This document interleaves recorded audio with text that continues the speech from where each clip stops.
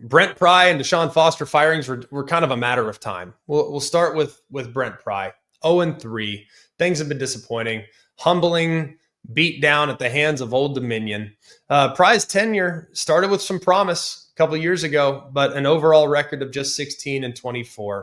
The on-field performance is just not acceptable, and the final straw was this performance against the Monarchs. It just wasn't good. They're 0-3 for the first time since 1987. Philip Montgomery's been named the interim coach for the rest of the 2025 season.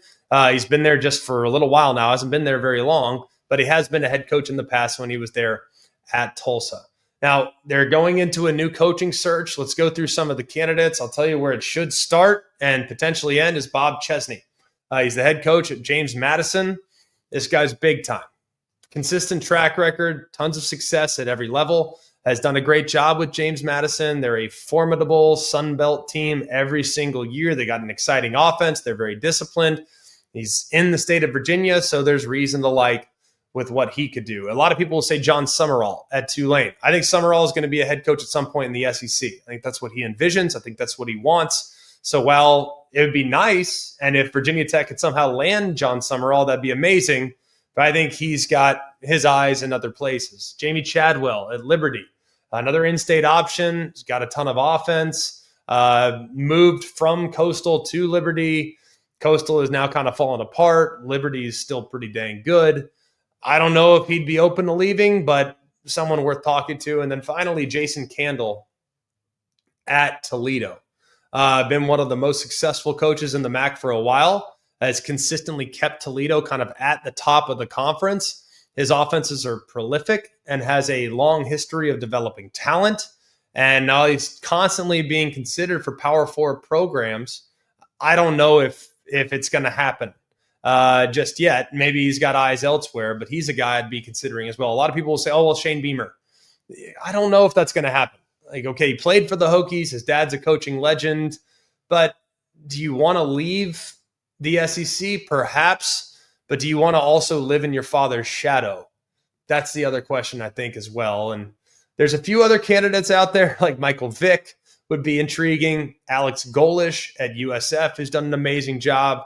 Maybe you want to go and kick the tires on Jimbo Fisher. Who knows? But wherever they end up going, it's a proud program that can win and has won for a very long time. You got to get this next head coaching hire right. UCLA, Deshaun Foster, 0-3. This really felt like a matter of time. They just got beat by 25 at home to New Mexico.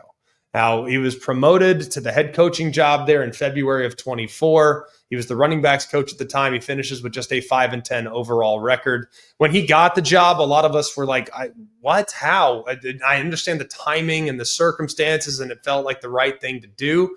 But it felt like kind of the beginning of the end with the beginning of the press conference at Big Ten Media Days when he went up there and supposedly talked about his team, is supposed to talk about what his team's got, what they do. And he's like, yeah, we're at UCLA, we're in Los Angeles, and it wasn't a good start for him. Some guys that you might want to keep in mind, maybe it's PJ Fleck at Minnesota, Jonathan Smith at Michigan State, who, by the way, is from Pasadena, has a lot of roots there on the West Coast. I don't think he's going to leave Michigan State. I don't even know what the finances look like for UCLA. I think it'd be hard to go pry him away from a place that is paying him a bunch of money. Brent Brennan at Arizona, strong ties, was a graduate assistant there for a little while. He did a great job at San Jose State. He's currently in the process of continuing on with what's going on at Arizona. D'Anton Lynn, who's the defensive coordinator at SC, he was a familiar face for UCLA fans. He was the DC there at UCLA in 23. Maybe he'd be willing to come back. Tony White is the defensive coordinator. He was a former UCLA linebacker, has been one of the top defensive minds in college football, has had some successful stints. And then finally, one that I really like, Will Stein, offensive coordinator at Oregon.